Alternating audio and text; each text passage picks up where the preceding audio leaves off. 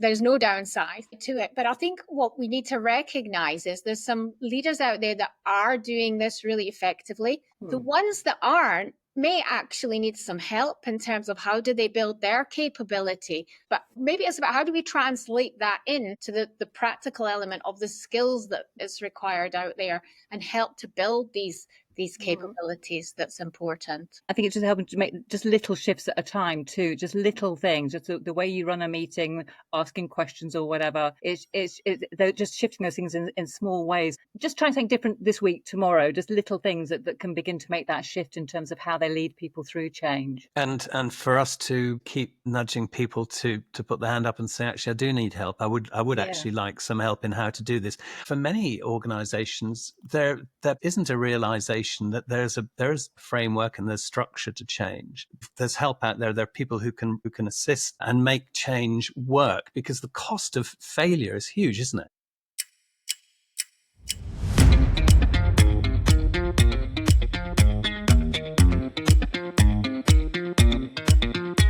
Welcome to the Success Consultancy's Just Great People podcast, the podcast that introduces you to ordinary people who've done extraordinary things.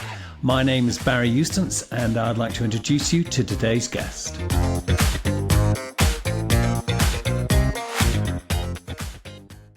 Hi, everybody. It's Barry Eustance here from the Just Great People podcast. I am delighted to welcome Julie Hodges and Hilary Scarlett, absolute authorities on people-centric change. When we had our last podcast, we all came up with a bit of a question mark, which is why leadership teams don't get the importance of people-centric change. So I'm going to sit back, as I always do, and listen and ask the questions that you, the viewer, and the listener might want to ask, and allow Julie and Hilary to provide their authority and understanding of the subject to flow. So that's what we'll do. Julie, Hilary, thank you so much for coming, and over to you. Why don't leadership teams get the importance of people-centric change? Wow. Shall I kick off, Hilary? Yeah, you go first. It's an incredible question, and it's really good to be back here again, Barry. So thank you so much for the invitation. Yeah, that it's an amazing question. The challenge is where to start. Why don't they get it? I would say there are some that do get it. I do think there's a recognition out there. The question is, why don't they do more on the people element? And I think it's often because when we're talking about planned change needs a process. There's something people need to know. How are we going to manage this? How are we going to make sure that we achieve our objectives and our key performance indicators? So it needs that. And that tends to be where the focus is, I think, on the process side of change. What tends to get neglected and where there's much less focus is on the people. And change doesn't happen without people being engaged in it. And from an early start as well, it's important. But also, I think it's important to recognize that in the environment we're all working in now, sometimes it is not feasible to get people involved. You know, if there's a government rules, regulations, crisis, then obviously change has to be implemented and has to be done quickly. But if we talk about it from a point of view where there is an opportunity to make sure that people are involved in change, then it's about getting them involved as quickly as possible.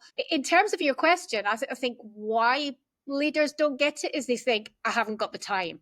I haven't got the time to talk to people. I haven't got the time to have a conversation. I haven't got the time to get their views and their ideas. I haven't got the time to sort of think about why are they, opposing the change, to really find out what is it that is driving that behavior, in fact. So I think that is one of the reasons for it. What do you think, Hilary? Yeah, no, I agree. And as you say, that there's a process, and I think historically that process hasn't included people. I've worked in organisational change for many years, and certainly in my earlier days, when the strategy consultants were involved, there wasn't even really a people side to it. It was all great, very great planning, but the people. I used to work for a consultant. It was all about the people side of change, and we were always brought in at the last minute. So I think there's that the lack of planning. I think absolutely, as Julie said, the bit about time. I remember talking to one of the large retailers who are about to go through a change and talking about the need to bring people in now. And they kind of went, haven't got time, we've got to get on with the changes. And said, well, I think we all know when we work in organisational change, at some point you've got to work with people to take them along. Either you bring them in early, as Julie said, and then they can kind of make contributions where they can, or you can make your announcements and then try and persuade and cajole people into the changes. But that takes much harder work. I mean, all the work from the world of neuroscience would say bring people in early so they feel they kind of get it and they own it a bit. So I think time is one of them. I think another thing for me is I think leaders forget. I think they forget what it was like to be further down the hierarchy in the organisation. And quite a few organisations I'm working with at the moment, it's about reminding leaders, you've been through change before, you've probably built up your resilience, you've probably got more control and sight over what's coming up. You need to remember when you're starting out in the organisation, maybe you've only been working 5 years, this might be the first time you've been through a significant change. So I think they forget what it's like to be lower down the hierarchy and to not have that same sense of control and influence. Yeah, sorry. Yeah. Indeed. And also, I think it's often where leaders, it's their perspective, isn't it? It's how they see the organization. So they're actually seeing it from a different perspective compared to frontline staff. So the leaders may have been involved in thinking about the strategic options, what needs to be done, how it needs to be done. And already they're quite a way down, in fact, in terms of engaging with the change. And they don't necessarily take time to think about, well, what is the impact? What will be the impact of this change on the frontline staff themselves? I think the other thing often is the lack of capability. And I'm always surprised when I still hear people saying, oh, there's a group of people here who are the change experts. But actually, change should be something that's part of all leaders' jobs and all managers' jobs now. It shouldn't be separate because, we're living in the era of change happening all the time around us. And that change is becoming much more transformational. It's becoming faster. It's being driven by AI. So capabilities for change shouldn't be something that are quite unique or there is only a small group of people have them. They need to be embedded in the roles that leaders do. Yeah, absolutely. I think as you say, because again, change used to be about a change program with a beginning, a middle, and end. Now it is constant. So as you say, those are skills that we all need, every one of us. It's because now it's about constantly being flexible and a mindset that is up for changing and learning new things and new ways of doing things. We've all got to be like that. So I think it's as you say, it's not something you can delegate to a team. We've all got to have that ability. And I think line managers are so important in terms of change. I think bringing them in because they're the ones that often have the difficult role in terms of trying to take the team with them. They're people that understand the team, hopefully, know the individuals well, but at the same time, often they haven't been the ones making the decisions. So they play a crucial role in terms of change, but often quite a difficult role. Yeah. So I think also focusing on them in terms of the people side of change is essential. Yeah, I think that's vital because often what happens is that change, when it comes from the top down, it gets stuck at the middle. It's that what I call the frozen middle. And it gets stuck there because, as you rightly say, Hilary, managers haven't been involved in the decision making. It's in a way the change is imposed on them. And again, there's a lack of what are we doing? There's a lack of certainty about what it means for them. And therefore, they just don't have I suppose they're just not engaged in wanting to make that change happen. So there's a need to shift away from change being imposed on people to people actually being part of, wherever it's feasible to do so, the decisions that make change happen too. I mean, it's interesting. I do lots of sessions on people-centric change. I did one this morning, in fact, and the feedback was great. These are all really important things, but exactly to your question, in reality, it's still not happening, which is a concern. And Julie, you're involved with Durham University and the business school there and teaching, and Hilary's same. You're out there spreading the word. Is the generation coming through now under your tutelage understanding the importance of building change into the organizational muscle capability as an ongoing process, i.e. it's something that happens every day, not episodically? And is there now a recognition that there are frameworks, there is a better way of doing it than it has been done in the past? Or is there resistance to that? And where is it and how can it be overcome? Because it's really critical now, isn't it, as we move into this AI acceleration, that people are able to not only affect change, but affect sustainable change and bring their people through that change program with them. Yeah, I mean, I think it's better than it used to be. So I've been in organisational change long enough to. I think there is more awareness now than there used to be. But I still think, when change is happening, when people are under pressure, And there's so much uncertainty within organisations and outside organisations as well at the moment, just the world in general. I think because of that pressure, quite often that can go out the window again. People default back to the technical side, the process, the bits they can control, because the people side is slightly trickier. People are unpredictable. Some people love change. Some people don't love change. We probably all have days when we feel up for it and other days when we don't feel up for it. So there is that side to it that people are not predictable necessarily in the same way. And we don't know what's going on in people's personal lives. If people have got a lot of difficult things going on in their personal lives, they might just not have the bandwidth to be able to sort of grapple with change as well.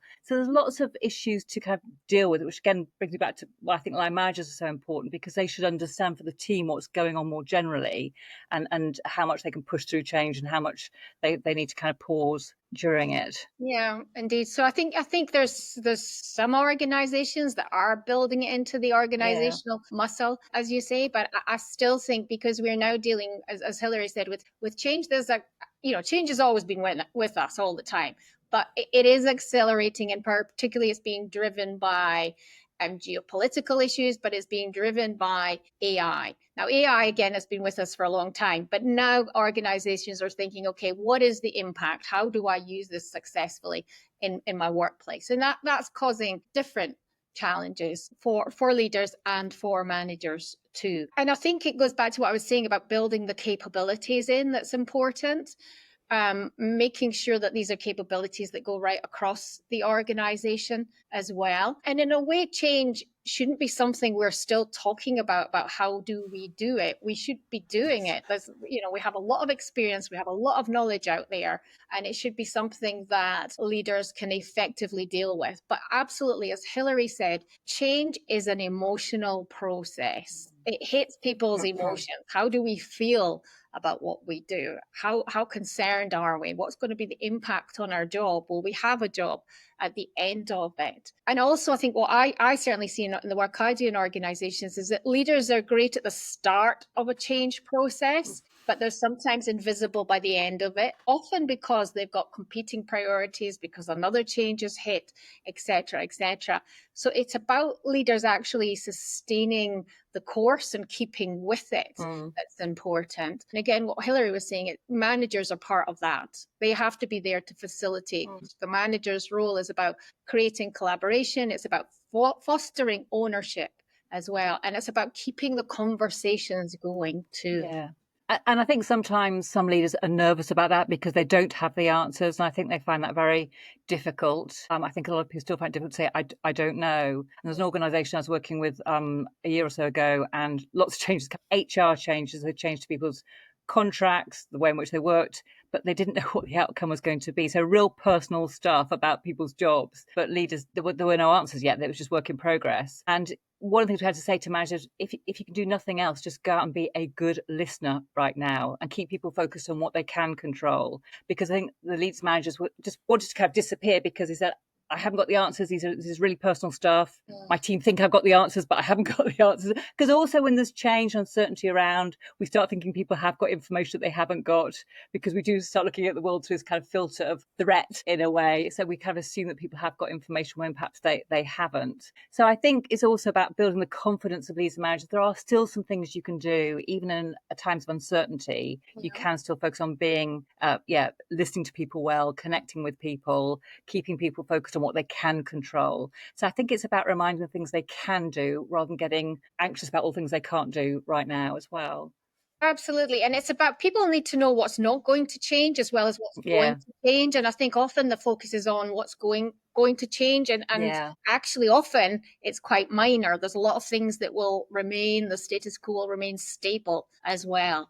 That's often ignored. Isn't the modelling that in both of your works, for those who haven't yet read but must, Julie's book People-Centric Organisational Change and Hilary's book Neuroscience for Organisational Change, and also Julie's Managing and Leading People Through Organisational Change, third edition coming out in August, and in the Neuroscience for Organisational Change that we discussed in the last podcast, third edition coming out in July. Audio copy now. In in your books and your works and the authority that they provide, it's all about getting people you propose that getting people involved early, as discussed previously in this conversation, and really engaging them in the change process actually gives the probability of it becoming sustainable and actually saving time and actually making it a better change process. Is the proposition that I think you both put forward in your works. Yeah. And I think, as Julie said earlier, I mean, there's times when it is appropriate to get people involved, and there's times when we can't. And I think also there needs to be an honesty about that in organisations, that sometimes we can't involve you. These things we just have to do. Decision is made. We might listen. So I think there is that. But I think, so it's recognising where we can involve people. But often there are just small decisions can make quite a big difference. Just being involved in a little way, A or B, and we all kind of know it with our, with bring up children. Do you want A or do you want B? As long as both are acceptable to the parent. Just giving people a bit of choice does make a big difference to us as adults. So involving people where we can, and because often people have got the answers, they can see what the problem is. So often involving people there are good solutions coming out from that.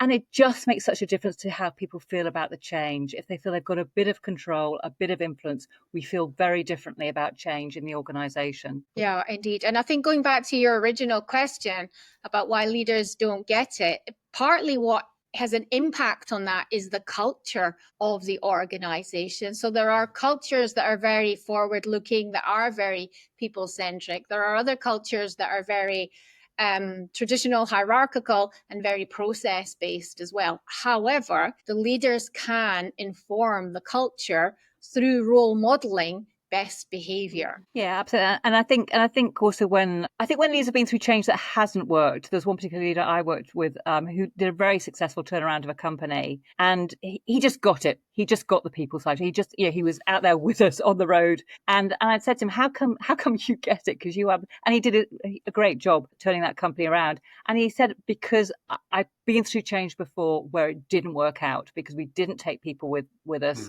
People dug their heels and didn't want to do it. So he said, I just get it. I've just got to be out there. He said, any day in head office is a day wasted. I've got to be out there on the road, connecting with people, talking about it, talk about the vision, talk about why we're changing the company we are. And he was very successful. He got it. And he said, through having had experience of it going horribly wrong in the past. So it's going through that too. And that's a brilliant example, because I think it's also about leaders, learning from failure. Change fails. We don't know when we start off a change where we're actually going to end up. There's so many factors can impact on it, but also there's always multiple changes going on at the same time. But I think what's really powerful is when leaders learn from their failure and they share the learning as well. So they're not going to make the same mistake again, but actually they share that learning. And so that's a great example, Hilary, that you've just given just now. I did a podcast. Oh, sorry. Oh, sorry. I was going to say, to your point, actually, and because he got it, just that bit about culture, all the other leaders were out there too. That's what we do around here. We get out there, we connect with people, we listen. So you're absolutely right. He absolutely changed the culture of that organisation too, through being a role model. Sorry, I didn't mean to interrupt, Hilary. I did a podcast with the leader of the Red Arrows, former leader of the Red Arrows, Tim Miller, and they had third parties observing how they dealt with failure after each sortie, their training sorties and their operational sorties as an aerobatic team. They were brutal. I mean, in that they were brutally frank, they were honest, they weren't aggressive. It became part of the culture that everybody accepted constructively the constructive criticism and dealt with it constructively for the benefit of the team. And I was commenting that that seems not to be quite so widely practiced outside of the airline environment or the airline flight deck environment, the flying environment. Getting, Julie, to the point that you were discussing, where sometimes change has to happen very, very quickly. From my airline experience, when you're sitting in a tube at 6 miles high over the North Atlantic and suddenly something really badly goes wrong, it has happened to me, that is the point where actually we, through our crew resource management training, engaged as many people as possible to solve the problem. I was speaking to oceanic control centers, the crew, the passengers, hearing, everybody we could get involved. And it worked. And it does work in that environment where time is critical and actually saves time and often saves the aeroplane. And so from my own experience in that sort of that context, the inclusion of people in the decision-making process and the communication process early on is mind-blowing, because it really can, from the person who is apparently the most junior person on the airplane or in the system, can actually make the big difference about how that outcome might succeed. And so I'm still somewhat perplexed that there's this resistance to A, accepting criticism, but B, also widening the debate out to the wider stakeholder group, employees throughout the organization. And what are your thoughts on that? Is that a reasonable perspective of mine? I think it's really, I often quote aviation as a sector that has turned itself around, because it did change that relationship between captain and first officer, and did make, because it used to be, I think, as I said, that captains were much more hierarchical, it was harder to challenge, but changing that relationship and giving the first officer the confidence to challenge, to question, and the captain the ability to listen, and rather than being threatened anyway. And yeah, no, absolutely. If we could replicate that in organisations, that being open to other people's views, having the confidence in a very constructive way to challenge, how helpful that would be. So I often quote aviation because I think it is a sector that has done that. But yeah, and if only other sectors would do it too. I mean, I would interject there that actually it's not only the first officer, but it's anybody on the airplane. I mean, literally the most junior person who joined the company the day before yesterday. Right. And is encouraged to put their hand up and say, actually, I think the following. Yeah. And then it's down to the organizational structure of the operation to filter that. So A, it gets there quickly, but also is acted upon appropriately. So sorry, Julie, you were about to say. So therefore, what was it that made that shift possible then? What were the key elements that enabled that? It's like everything else in aviation. It's as a result of hard-won knowledge. There were a lot of pretty serious accidents where the Papua India, for example, in the 70s, that they had the crash at Staines, which was, again, a dictatorial high gradient cross cockpit authority gradient, and others and so the airline industry brought in what was called crew resource management, which was actually utilizing the entire ecosystem, all the stakeholders, and how they all fit together and working together and doing the training together and integrating together and not being frightened to put your hand up. The Kegworth accident, for example, the cabin crew knew that the wrong engine was about to be shut down, but they didn't say anything. Yeah. That was 44 people died in that. The whole business of crew resource management works extremely well in the safety critical environment and a time bound environment. When something goes wrong, you usually have to think about time as being almost the first item on the checklist. Yeah, and it's sorry.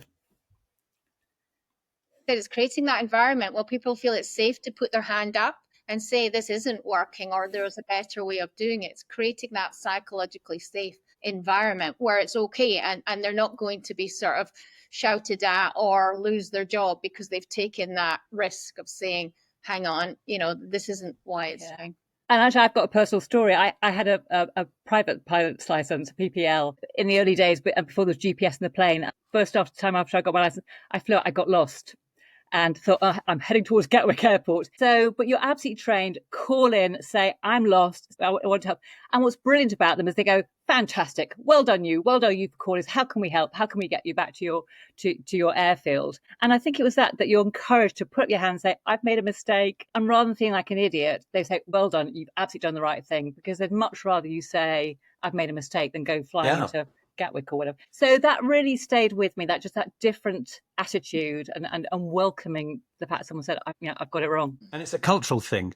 By the way, temporarily unsure of position is something we've all been through. Yes. and it's a miserable experience.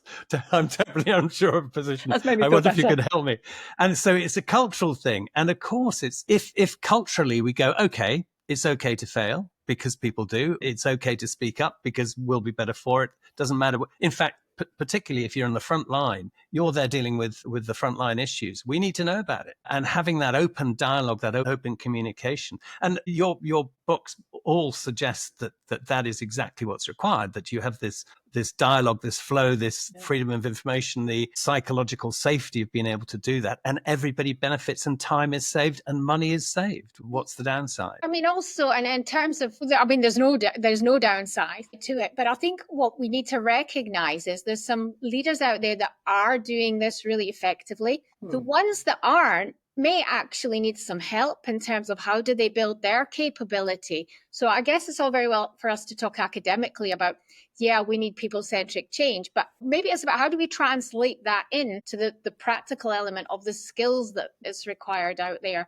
and help to build these capabilities. That's important. Yeah, and I think just building on, I think it's just helping to make just little shifts at a time too, just little things, just the way you run a meeting, asking questions or whatever. They're just shifting those things in small ways so that they feel just trying something different this week, tomorrow, just little things that can begin to make that shift in terms of how they lead people through change. And for us to keep nudging people to put their hand up and say, actually, I do need help. I would actually like some help in how to do this.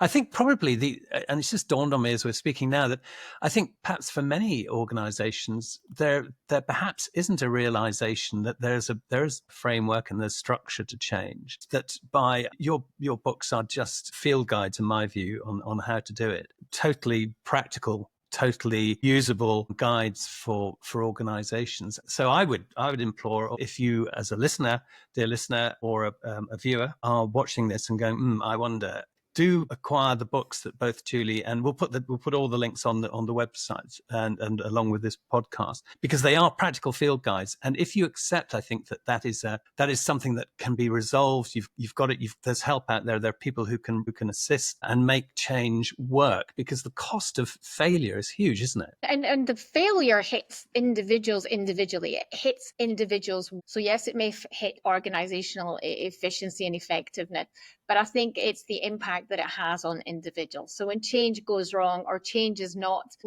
managed effectively, it's individuals who suffer from. I think we can point to some pretty high profile areas, organizations who haven't got it right. And you were alluding, Julie and Hilary, to the cultural element of this. And I think that is where a lot of the resistance perhaps is being encountered, isn't it? Where culturally people are resistant to the concepts that they're not just concepts. I mean, they are practical, executable strategies for implementing change. But it's that culturally people are finding that it's a difficult thing to do, and that needs to change as well. So it's a cultural piece as well, isn't it? Yeah, and I think in some cases we need to make it easier for our leaders too, because I think, if we want a culture where people can ask for help, admit they've made mistakes, we have to allow our leaders to do that too. And I think one of the tricky things is, we kind of look down on people making a U-turn, but sometimes it's the right thing to do. So I think it's also the pressure that leaders are under to not be seen to make a mistake, to be consistent in what they're doing, was actually sometimes the wiser decision is to do something different. Yeah, I think it's bold and it's courageous when you realize that the change itself has to change.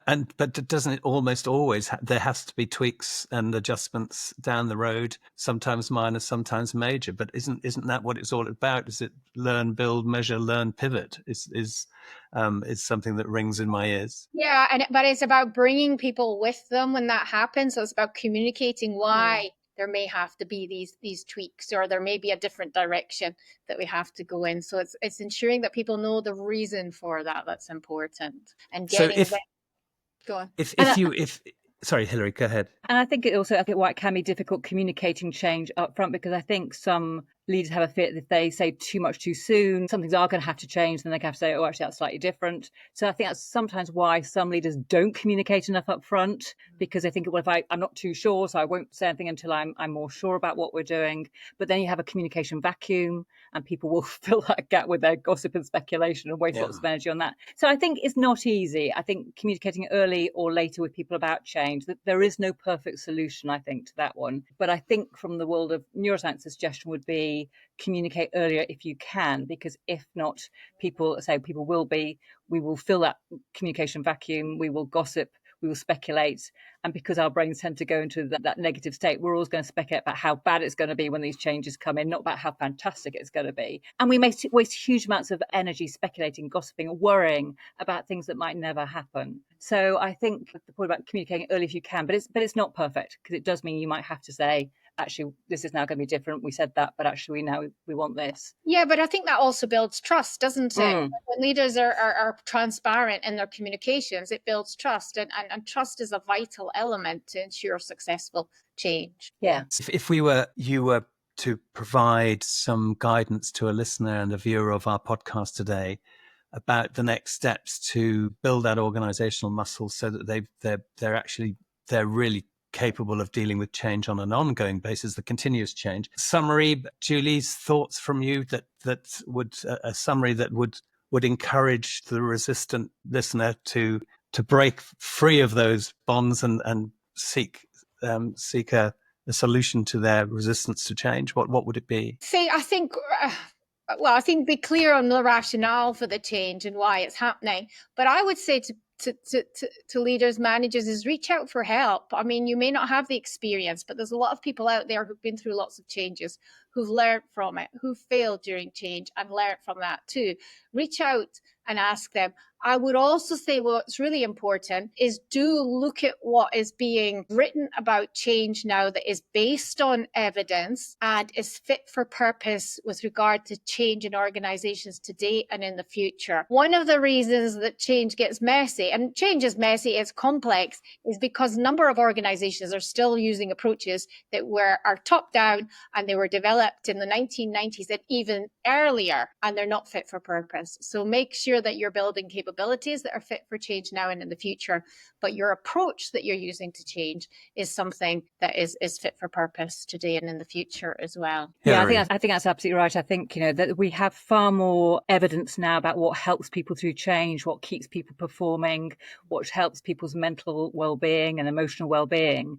So there's lots out there that gives us that evidence, plus gives us some guidelines about things that we can do to help people carry on thriving through change. What are things we need to do? We know quite a lot now, actually. And I think sharing that evidence with leaders is important. And also, I would say, perhaps going right back to where we were at the beginning, I think that bit about just giving employees the same chance that leaders have to get it about why we are changing. I do think one of the initial stumbling blocks is that leaders have that chance to go into the darkened rooms, look at all the data and evidence, and emerge and go, here's the plan, here's the strategy, here's why it's good for you as employees. I think just giving employees a bit of a chance to go, I get it, I see why we're doing it, rather than just communicating at them, but giving them that chance to reflect and think makes a big difference again to people's brains and their sense of, okay, I get why we're doing this. So I think giving people that chance to reach their own insights about why we're going through these changes is really important. Perfect. And we will do our bit. We will make sure that all roads lead to the books that you've written, Neuroscience for Organisational Change, People-Centric, Organizational Change, and Managing and Leading People Through Organizational Change. All the links will be with the podcast, and we'll ensure that you can see the covers of the books so that you can actually take advantage of the outstanding works that both Julie and Hilary have put together that can help you lead people through change effectively, sustainably, and in a timely manner. Julie Hodges, Hilary Scarlett, I can't thank you enough. Thank you for shedding light in this dark corner that hopefully now is not quite so dark for many people. Thank you very much indeed. Pleasure. Thank you. If you'd like to know more about the Success Consultancy's People, Change, Leadership and Management Framework, please simply click on the QR code or in the link in the show notes below. And please do remember to like and subscribe the Just Great People podcast. Thank you. So that's it for today's Just Great People podcast from the Success Consultancy. We hope and trust you've enjoyed it. Please join us next time, and please do remember to subscribe. Thanks for joining us.